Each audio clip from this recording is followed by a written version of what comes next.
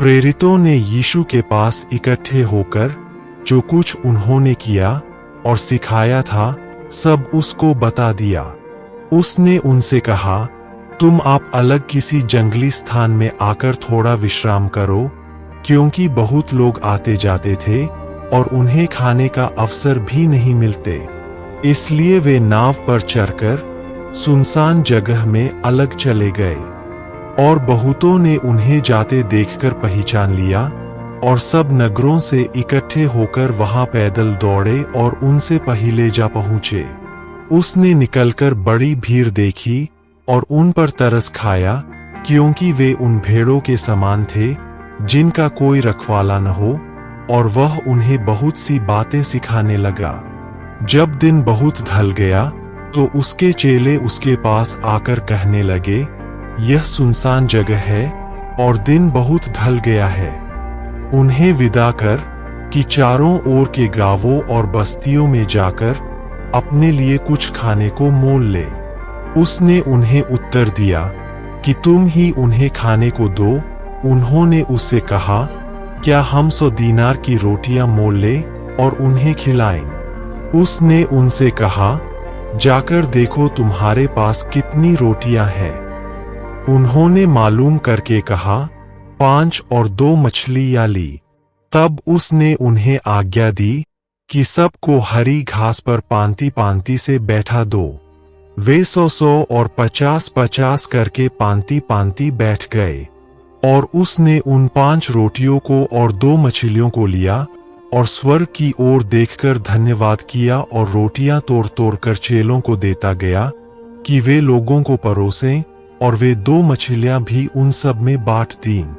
और सब खाकर तृप्त हो गए। और उन्होंने टुकड़ों से 12 टोकरियां भरकर उठाई और कुछ मछलियों से भी। जिन्होंने रोटियां खाईं वे 5000 पुरुष थे। तब उसने तुरंत अपने चेलों को बरबस नाव पर चढ़ाया कि वे उससे पहले उस पार बैतसैदा को चले जाए, जब तक कि वह लोगों को विदा करे। और उन्हें विदा करके पहाड़ पर प्रार्थना करने को गया। और जब सांझ हुई तो नाव झील के बीच में थी और वह अकेला भूमि पर था। और जब उसने देखा कि वे खेते खेते घबरा गए हैं, क्योंकि हवा उनके विरुद्ध थी, तो रात के 4थे पहर के निकट वह झील पर चलते हुए उनके पास आया और उनसे आगे निकल जाना चाहता था। परंतु उन्होंने उसे झील पर चलते देखकर समझा कि भूत है और चिल्ला उठे, क्योंकि सब उसे देखकर घबरा गए थे। पर उसने तुरंत उनसे बातें की और कहा, ढार्स बांधो, मैं हूं, डरो मत। तब वह उनके पास नाव पर आया और हवा थम गई और वे बहुत ही आश्चर्य करने लगे, क्योंकि वे उन रोटियों के विषय में ने समझे थे, परंतु उनके मन कठोर हो गए थे। और वे पार उतरकर गन्नेसरत में पहुंचे और नाव घाट पर लगाई। और जब वे नाव पर से उतरे तो लोग तुरंत उसको पहचान कर आसपास के सारे देश में दौड़े और बीमारों को खाटों पर डालकर जहां जहां समाचार पाया कि वह है, वहां वहां लिए फिरे। और जहां कहीं वह गांवों, नगरों या बस्तियों में जाता था, तो लोग बीमारों को बाजारों में रखकर उससे विनती करते थे कि वह उन्हें अपने वस्त्र के आंचल ही को छू लेने दे, और जितने उसे छूते थे सब चंगे हो जाते थे। और वे झील के पार गिरासेनियों के देश में पहुंचे। और जब वह नाव पर से उतरा तो तुरंत एक मनुष्य जिसमें अशुद्ध आत्मा थी कब्रों से निकलकर उसे मिला। वह कब्रों में रहा करता था और कोई उसे सांकलों से भी न बांध सकता था, क्योंकि वह बार बार बेड़ियों और सांकलों से बांधा गया था। पर उसने सांकलों को तोड़ दिया और बेड़ियों के टुकड़े टुकड़े कर दिए थे, और कोई उसे वश में नहीं कर सकता था। वह लगातार रात दिन कब्रों और पहाड़ों में चिल्लाता और अपने को पत्थरों से घायल करता था। वह यीशु को दूर ही से देखकर दौड़ा और उसे प्रणाम किया और ऊंचे शब्द से चिल्लाकर कहा, हे यीशु, परमप्रधान परमेश्वर के पुत्र, मुझे तुझसे क्या काम? मैं तुझे परमेश्वर की शपथ देता हूं कि मुझे पीड़ा न दे। क्योंकि उसने उससे कहा था, हे अशुद्ध आत्मा, इस मनुष्य में से निकल आ। उसने उससे पूछा, तेरा क्या नाम है? उसने उससे कहा, मेरा नाम सेना है, क्योंकि हम बहुत है। और उसने उससे बहुत विनती की, हमें इस देश से बाहर न भेज। वहां पहाड़ पर सूअरों का एक बड़ा झुंड चर रहा था। और उन्होंने उससे विनती करके कहा कि हमें उन सूअरों में भेज दे कि हम उनके भीतर जाएं। सो उसने उन्हें आज्ञा दी और अशुद्ध आत्मा निकलकर सूअरों के भीतर बैठ गई और झुंड, जो कोई 2000 का था, कड़ाड़े पर से झपटकर झील में जा पड़ा और डूब मरा। और उनके चरवाहों ने भागकर नगर और गांवों में समाचार सुनाया।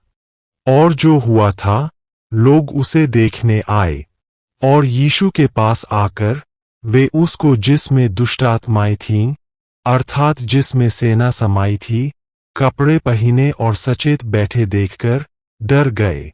और देखने वालों ने उसका जिसमें दुष्ट आत्माएं थीं और सूअरों का पूरा हाल उनको कह सुनाया। और वे उससे विनती करके कहने लगे कि हमारे सिवानों से चला जा। और जब वह नाव पर चढ़ने लगा, तो वह जिसमें पहले दुष्ट आत्माएं थीं, उसे विनती करने लगा कि मुझे अपने साथ रहने दे। परंतु उसने उसे आज्ञा न दी और उससे कहा, अपने घर जाकर अपने लोगों को बता कि तुझ पर दया करके प्रभु ने तेरे लिए कैसे बड़े काम किए हैं। वह जाकर दिकपुलिस में इस बात का प्रचार करने लगा कि यीशु ने मेरे लिए कैसे बड़े काम किए, और सब अचंभा करते थे।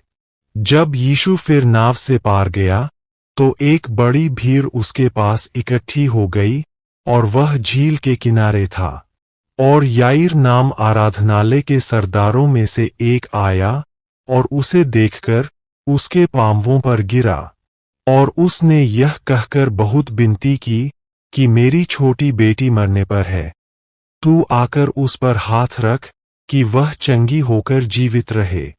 तब वह उसके साथ चला और बड़ी भीड़ उसके पीछे हो ली, यहाँ तक कि लोग उस पर गिरे पड़ते थे।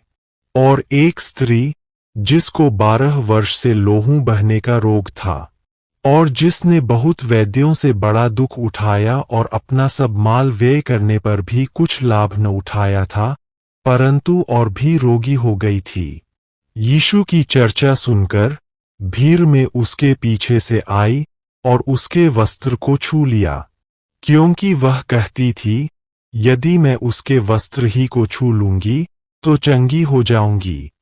और तुरंत उसका लोहू बहना बंद हो गया और उसने अपनी देह में जान लिया कि मैं उस बीमारी से अच्छी हो गई। यीशु ने तुरंत अपने में जान लिया कि मुझ में से सामर्थ निकली है, और भीड़ में पीछे फिरकर पूछा, मेरा वस्त्र किसने छुआ? उसके चेलों ने उससे कहा, तू देखता है कि भीड़ तुझ पर गिरी पड़ती है और तू कहता है कि किसने मुझे छुआ? तब उसने उसे देखने के लिए जिसने यह काम किया था, चारों ओर दृष्टि की। तब वह स्त्री यह जानकर कि मेरी कैसी भलाई हुई है, डरती और कांपती हुई आई और उसके पांवों पर गिरकर उसे सब हाल सच सच कह दिया। उसने उससे कहा, पुत्री, तेरे विश्वास ने तुझे चंगा किया है, कुशल से जा और अपनी इस बीमारी से बची रह। वह यह कह ही रहा था कि आराधनालय के सरदार के घर से लोगों ने आकर कहा कि तेरी बेटी तो मर गई, अब गुरु को क्यों दुख देता है? जो बात वे कह रहे थे, उसको यीशु ने अनसुनी करके आराधनालय के सरदार से कहा, मत डर, केवल विश्वास रख। और उसने पतरस और याकूब के भाई यूहन्ना को छोड़ और किसी को अपने साथ आने न दिया। और आराधनालय के सरदार के घर में पहुंचकर उसने लोगों को बहुत रोते और चिल्लाते देखा। तब उसने भीतर जाकर उसे कहा, तुम क्यों हल्ला मचाते और रोते हो? लड़की मरी नहीं, परंतु सो रही है।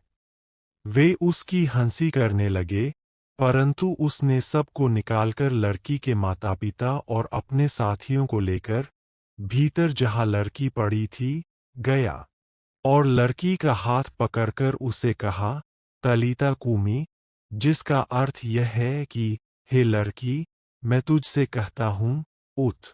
और लड़की तुरंत उठकर चलने फिरने लगी, क्योंकि वह 12 वर्ष की थी। और इस पर लोग बहुत चकित हो गए। फिर उसने उन्हें चिताकर आज्ञा दी कि यह बात कोई जानने न पाए और कहा कि उसे कुछ खाने को दिया जाए।